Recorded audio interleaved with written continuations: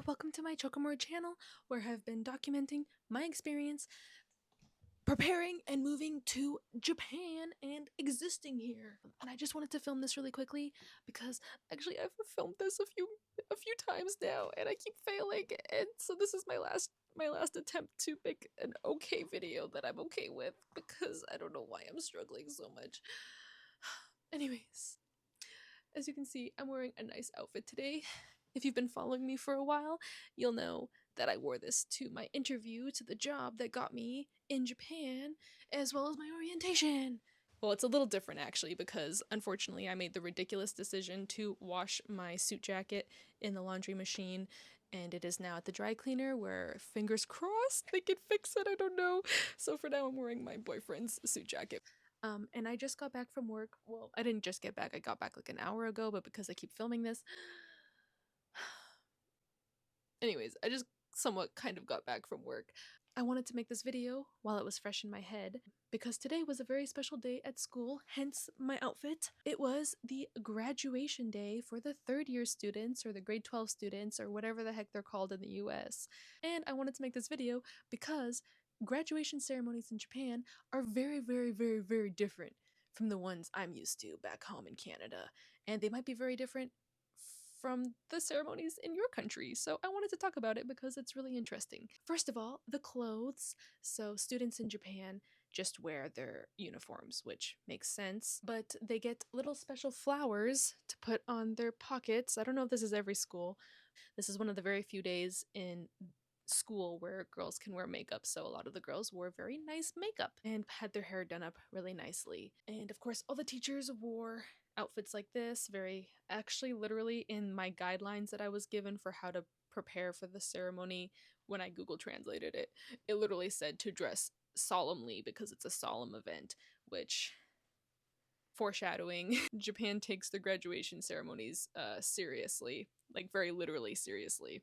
Most of the teachers are wearing clothes like this. Same with the parents, are wearing anywhere from casual clothes to nice outfits like this. For reference, in Canada, students wear this for graduation ceremonies. This is my graduation ceremony outfit for university, but I wore basically the same thing for high school. Look at my little Choko there. I have both of my rabbits in this photo actually.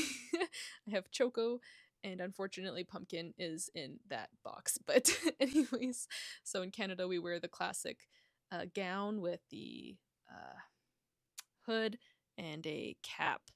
This is actually the second Japanese graduation ceremony I've watched before. The other one was a university one. It was my boyfriend's university graduation. And for universities, some of the girls actually wear kimonos. And actually in high school, so every class has a homeroom teacher, and the homeroom teachers get the opportunity to wear something a bit more special. So the female teachers can wear kimono if they want, and some of the teachers did wear kimono, and it was very pretty.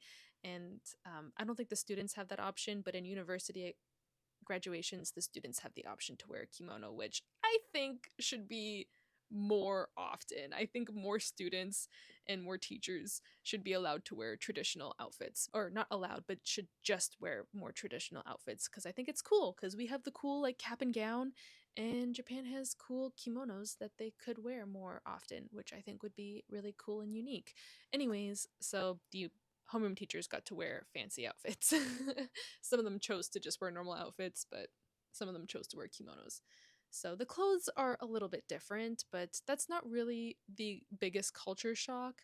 The biggest culture shock is actually just the overall vibe of the ceremony. I would say that a Canadian graduation ceremony is more of like a celebration. There's a lot of laughing, there's a lot of smiles and jokes, and it's very high energy. If a lot of the students grabbing their diploma usually do something silly, or just, they wave, they're excited, it's like your time to shine. Like, you're done school until if you go to university, I guess. So like celebrate. Japan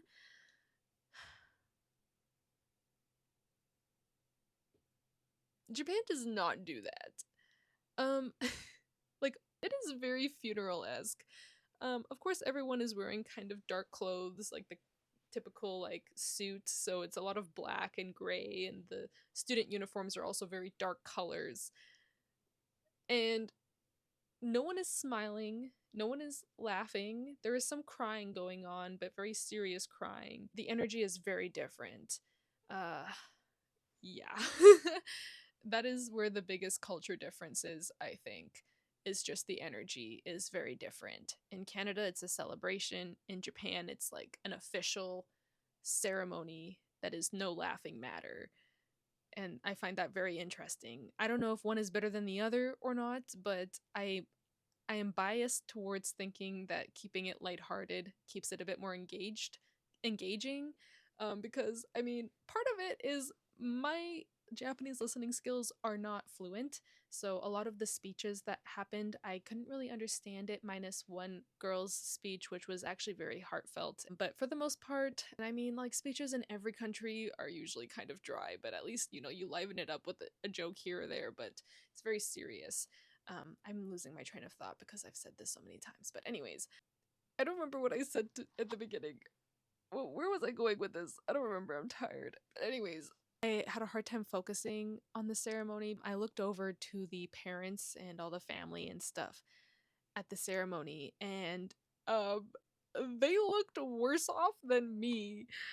I saw people like, to me, it looked like they were sleeping. Like they were fully slumped over with their eyes closed.